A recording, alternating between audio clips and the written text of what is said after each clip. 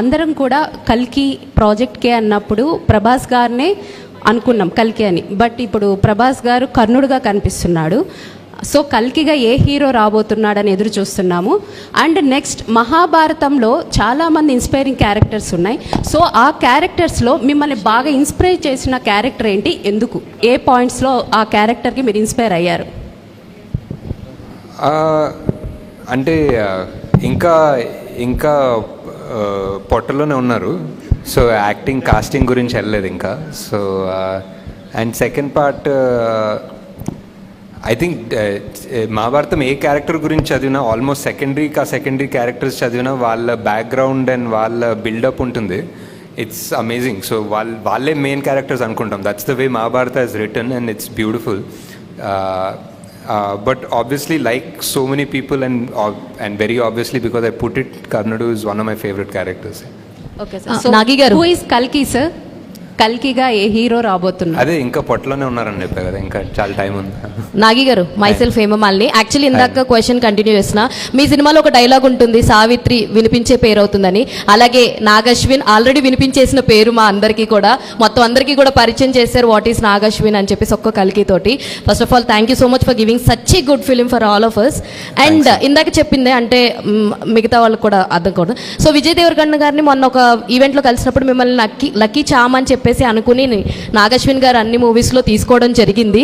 So ఏమని feel అవుతారంటే, అట్లేం లేదు, నాగికి నాకు కంఫర్ట్ ఉంది, సో అందుకనే. అండ్ వన్ మోర్ మీదేంటంటే లైక్ ప్రతి దాంట్లో కంఫర్ట్ ఉంది అని చెప్పేసి తీసుకుని అన్నారు. కానీ మీ ప్రతి మూవీలో లైక్ విజయ్ దేవరకొండ గారు అలాగే మాల్విక గారు ఇద్దరూ కనిపిస్తారు. వై ద రీజన్ ఏంటి? అంటే నిజంగానే లక్కీ ఛాన్స్ అనా, లేదంటే ఇంకేదన్నా బియాండ్ కంఫర్ట్ జోన్ ఉంది వర్కింగ్ అనా? అంతే అనుకోవచ్చు. అంటే comfort and lucky charms and first cinema కదా, it's always first movie is always special. So Nageswar garu, I'm Mohan. ఏంటంటే మీరు ఎన్ టైటిల్స్లో కల్కి సినిమాటిక్ యూనివర్స్ కంటిన్యూ అవుతుందన్నారు, బట్ ఇప్పుడు ఏంటంటే ఓన్లీ పార్ట్ 2నే ఉందంటున్నారు. బట్ ఇన్ కేస్ ఫ్యూచర్లో మీకు ఈ మూవీ మొత్తంలోంచి ఒక క్యారెక్టర్తో స్టాండ్ అలోన్ ఫిల్మ్ తీయాలనిపిస్తే ఏ క్యారెక్టర్తో చేస్తారు? తీయచ్చు సార్, చాలా మంది తోటి. ఫర్ ఎగ్జాంపుల్ శోభనా గారి క్యారెక్టర్ పాస్ట్లో ఏం జరిగిందో తీయచ్చు. అజ్జు కైరా వాళ్ళ ప్యారలల్ ఏదన్నా తీయచ్చు. ఆ కాంప్లెక్స్ ఫస్ట్ ఎలా తయారైందో, మానస్ ఆ కమాండర్ ఎలా అయ్యాడో కాశీలో కాంప్లెక్స్ కట్టడం పాస్ట్ తీయచ్చు. అంటే దర్ సో మెనీ క్యారెక్టర్స్ కదా already.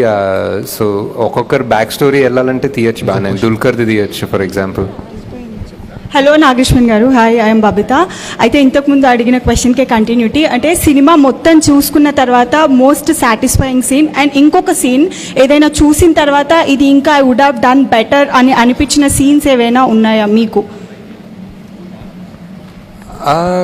I think most satisfying మీకు ఆల్రెడీ చెప్పాను. ఇంకా బెటర్ తీసుండేది what we're talking about. Maybe more about scene కన్నా ఎడిట్లో maybe we could have done a better job in the first half అనిపించింది.